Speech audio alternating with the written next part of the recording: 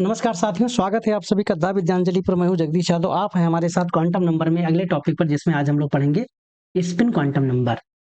अगर हम spin quantum number की बात करें तो ये हमारे सोलर सिस्टम से बहुत ही मैच करता है। जिस तरह से हमारे सोलर सिस्टम में जो हमारे विभिन्न प्रकार के जो प्लेनेट हैं वो सन के अराउंड रिवॉल्व कर रहे होते हैं। जब वो सन के अराउंड रिवॉल्व कर रहे होते हैं उस समय वो अपने अक्ष पर भी घूम रहे होते हैं।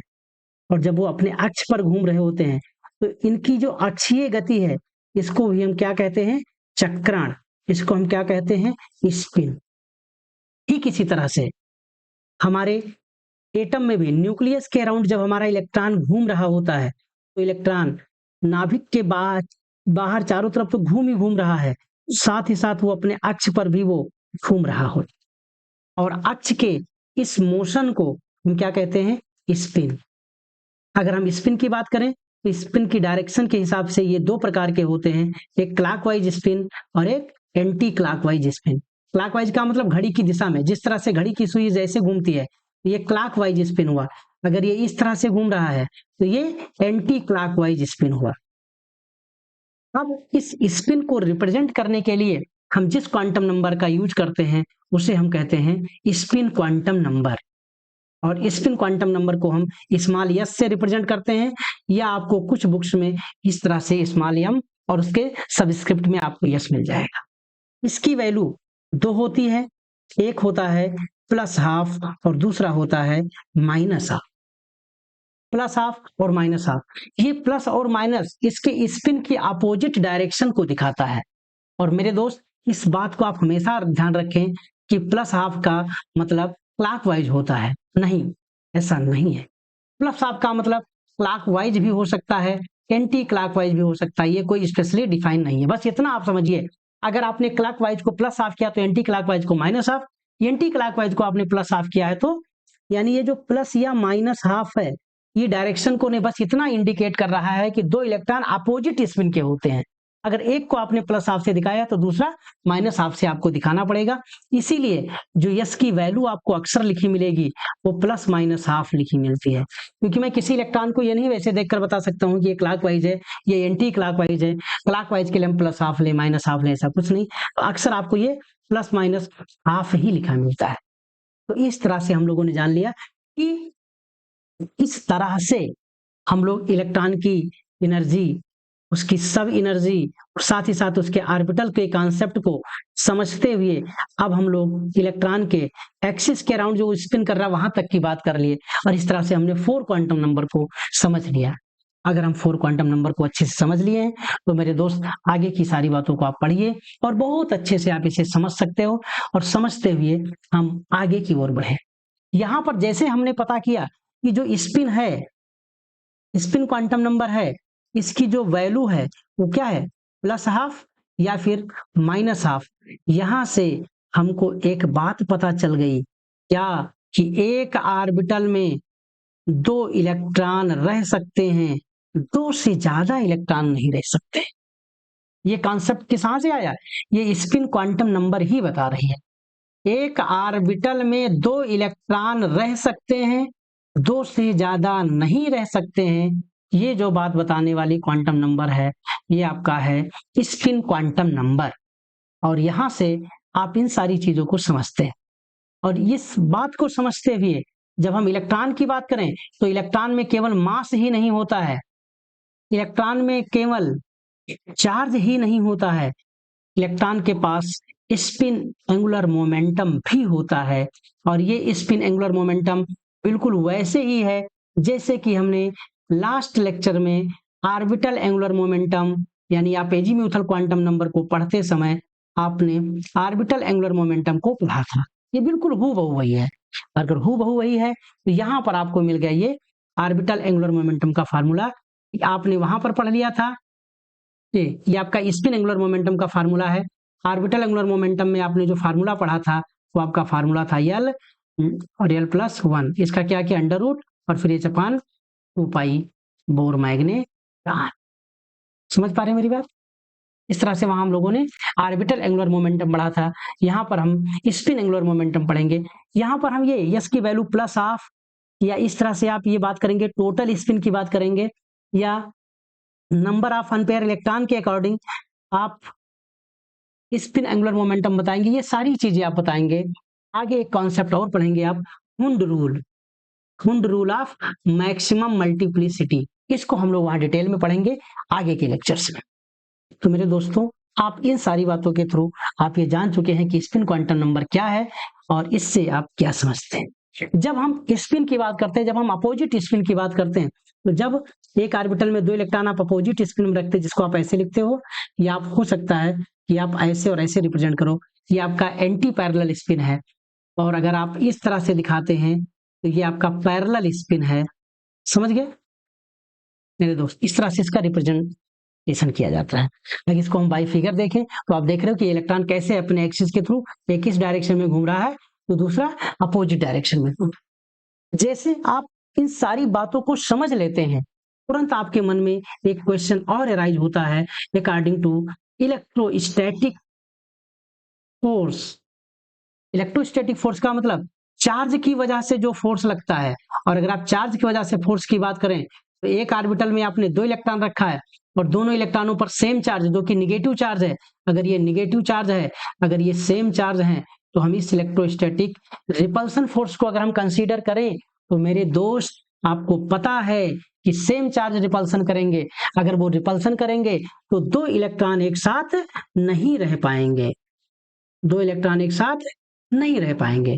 बावजूद इसके अभी हम लोग पढ़ते पढ़ते धूमधाम से एक बात बता रहे हैं कि एक ऑर्बिटल में मैक्सिमम 2 इलेक्ट्रॉन रह सकते हैं। आखिर ऐसा कैसे संभव है? तो मेरे पास एक क्वेश्चन आ गया, कैसे एक ऑर्बिटल में 2 इलेक्ट्रॉन कैसे? भाई, इलेक्ट्रॉन के बीच में जो इलेक्ट्रोस्टैटिक फोर्स है और ये जो आपका इलेक्ट्रोस्टैटिक फोर्स है, जो कि आपका रिपल्सन फोर्स है, इस रिपल्सन के बावजूद भी 2 इलेक्ट्रॉन एक साथ कैसे हैं? अरे भैया, कैसे हैं? इसी का तो आंसर है हमारा spin quantum number. Spin quantum number यही तो बता रही है कि भैया जो 2 इलेक्ट्रॉन तुम रख रहे हो, ये 2 इलेक्ट्रॉन अपोजिट स्पिन में है। एक क्लॉकवाइज है तो दूसरा क्लॉकवाइज है। अरे इससे हमें क्या मतलब? इससे मतलब है मेरे दोस्त, इससे मतलब आपको ये है कि ये जो इलेक्ट्रॉन है ये अपोजिट स्पिन करते हैं।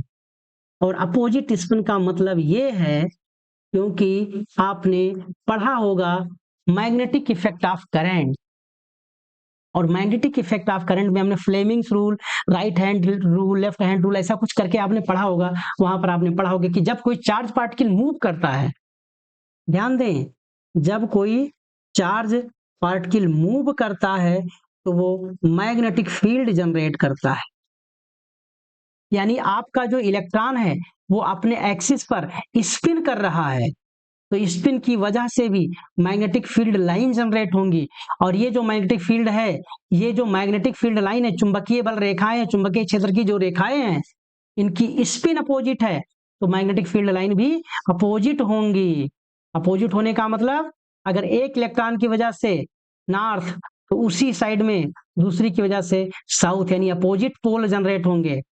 चार्ज भले सेम हो, लेकिन मैग्नेटिक फील्ड लाइन की वजह से जो पोल जनरेट हो रहे हैं वो अपोजिट हैं। और अगर ये अपोजिट हैं तो जो मैग्नेटिक फोर्स काम करेगा वो मैग्नेटिक फोर्स अट्रैक्शन होगा। मेरी बात आप समझ गए? यानी यहां पर हम ये बात समझ गए कि जब आप एक ऑर्बिटल में 2 इलेक्ट्रॉन रख रहे हैं, वो 2 इलेक्ट्रॉन 2 फोर्स को फील करता है।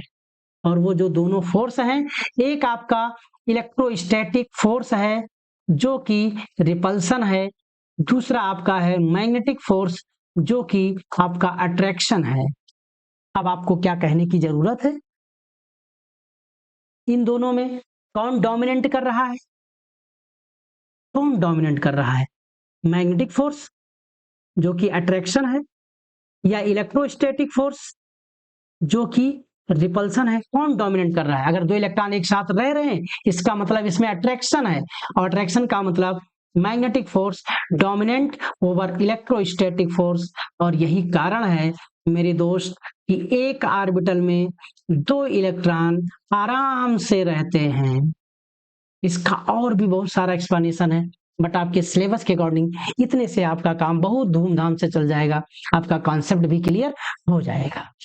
आराम से रह ले रहे मेरे दोस्त, आप समझ गए होंगे कि जो इलेक्ट्रॉन एक ऑर्बिटल में है उस पर 2 फोर्स, इलेक्ट्रोस्टैटिक फोर्स और मैग्नेटिक फोर्स है, ये दोनों के इंटरेक्शन में मैग्नेटिक फोर्स डोमिनेट कर जाता है और दोनों एक दूसरे के साथ लगे होते हैं। इसको समझने के लिए मैं आपको ये फिगर दिखा रहा हूं, इसको आप देखिए और अच्छे से समझिए कि किस तरह से अपोजिट स्पिन की वजह से जो मैग्नेटिक फील्ड लाइन जनरेट होती है उनका भी डायरेक्शन अपोजिट है, और अगर इनका डायरेक्शन अपोजिट है, देखो ध्यान से, तो इनके बीच में लगेगा भैया अट्रैक्शन, और इस अट्रैक्शन का परिणाम होगा कि दोनों इलेक्ट्रॉन एक साथ रह लेंगे।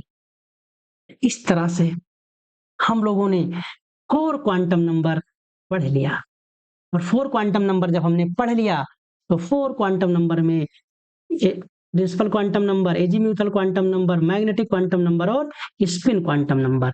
अगर मेरे दोस्त ये सारी बातें आपको अच्छे से समझ में आ रही हैं तो हमें पूरा भरोसा है इस सेशन में आप बहुत ही अच्छे से एंजॉय किए होंगे। अगर आप एंजॉय किए, आपको समझ में आया, तो सेशन को लाइक, शेयर और सब्सक्राइब करें। और इस कॉन्सेप्ट को पढ़ते ही हमारे पास एक और कॉन्सेप्ट आ गया, पाउली का exclusion principle, PEP, Pauli's exclusion principle. ये भैया इतनी बात कह रहे हैं कि जो किसी भी एटम में 2 इलेक्ट्रॉन के लिए जो ऑल 4 क्वांटम नंबर हैं वो सेम नहीं हो सकती, इसका मतलब इन्हीं 2 व्यक्तियों के लिए उनका पोस्टल एड्रेस सेम नहीं हो सकता। अगर सब कुछ सेम हो जाए, एन, एल, एम सेम हो जाए तो यस सेम नहीं हो सकता। ऐसे ही 2 व्यक्तियों के लिए पोस्टल एड्रेस सेम नहीं हो सकता। अगर सब कुछ सेम हो जाए तो उनका जो नेम लिखा होगा वो नेम डिफरेंट हो जाएगा, वो आइडेंटिटी अलग हो जाएगी। मेरे दोस्त, इस तरह से हम लोगों ने क्वांटम नंबर को बहुत अच्छे से समझ लिया है।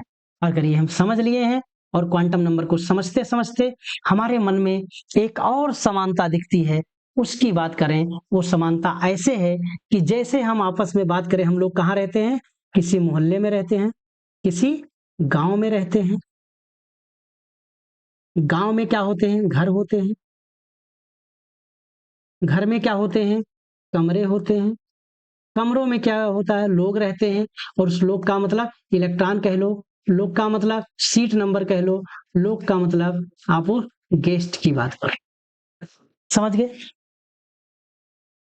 मोहल्ले का मतलब है प्रिंसिपल क्वांटम नंबर, हाउस का मतलब है एजीम्यूथल क्वांटम नंबर, रूम का मतलब है मैग्नेटिक क्वांटम नंबर, और इसका सीधा सीधा मतलब है वो इलेक्ट्रॉन और इलेक्ट्रॉन की स्पिन प्लस हाफ या फिर माइनस हाफ। अगर इतना आप समझ गए तो यहां से मुझे क्या पता चलता है, एनर्जी लेवल, यानी यहां से आपको सेल के बारे में जानकारी मिलती है। यहाँ आपको क्या मिलता है, सब सेल के बारे में आपको जानकारी मिलती है। यहाँ आपको ऑर्बिटल्स के बारे में जानकारी मिलती है,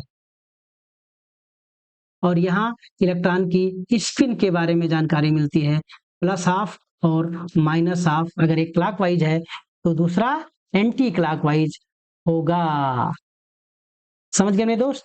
इस तरह से हम लोगों ने बहुत अच्छे से क्या पढ़ लिया, डिफरेंट टाइप के क्वांटम नंबर, और इनके बीच में एक रिलेशनशिप भी है, और हम इसे पढ़ते हुए इस चार्ट के माध्यम से एक बार समराइज करेंगे। अगर एन की वैल्यू 1 है तो एल की वैल्यू केवल 0 होगी, जिसका मतलब होगा यस ऑर्बिटल, और वो यस ऑर्बिटल कहाँ का है, 1 का है, इसलिए हम इसे 1s से रिप्रेजेंट करेंगे। और यस ऑर्बिटल की एम की वैल्यू 0 होती है और टोटल नंबर ऑफ ऑर्बिटल 1। कोई दिक्कत? अगर आप 2 की बात करें तो 2 में 0 एंड 1, एन के किसी मान के लिए एल की वैल्यू 0 माइनस 0 से लेकर के एन माइनस 1 तक होती, तो यहाँ पर आपको 2s और 2p, यस में 1 ऑर्बिटल, p में 3 ऑर्बिटल, टोटल ऑर्बिटल अगर यहाँ देखा जाए तो 4 ऑर्बिटल है। यहाँ पर देखो टोटल ऑर्बिटल 1 ऑर्बिटल है।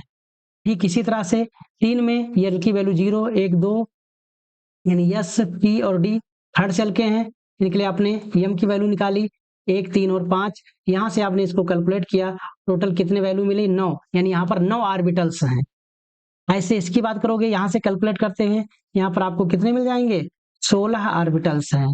कि अगर n की कोई वैल्यू है तो m की कुल वैल्यू कितनी होगी, m की जो कुल वैल्यू है वो n स्क्वायर है। और आप ये जानते हैं कि एक ऑर्बिटल में मैक्सिमम इलेक्ट्रॉन 2 रह सकते हैं। इसका मतलब अगर मुझे टोटल इलेक्ट्रॉन बताना हो तो टोटल इलेक्ट्रॉन का मतलब है 2n स्क्वायर, कि जितने ऑर्बिटल उसका जस्ट 2 गुना आपके इलेक्ट्रॉन होंगे। इस तरह से हम लोगों ने क्वांटम नंबर को बहुत अच्छे से समझते हुए हम लोग अपने सेशन की तरफ आगे बढ़े। और सेशन हमारा ये है आपका पाली एक्सक्लूजन प्रिंसिपल। और वो पाली एक्सक्लूजन प्रिंसिपल एक ही बात बताता है कि कोई भी एटम है उस एटम के लिए सभी 4 क्वांटम नंबर सेम नहीं हो सकती, नहीं हो सकती है। पाली एक्सक्लूजन प्रिंसिपल ये आपके सिलेबस में है, इसको आप लोग यहाँ समझ लिए और पढ़ लिए। अगर सारे क्वांटम नंबर सेम हो भी जाए, n सेम हो जाए, l सेम हो जाए, m सेम हो जाए, तो भी उसकी स्पिन सेम नहीं हो पाएगी, क्योंकि स्पिन अगर एक का प्लस हाफ है तो दूसरे का माइनस हाफ है। इस तरह से आप लोगों ने समझा। आप लोग धैर्य के साथ हमारे साथ इतनी लंबी यात्रा में शामिल रहे, इसके लिए आपको बहुत बहुत आभार, बहुत बहुत शुक्रिया, धन्यवाद, थैंक यू।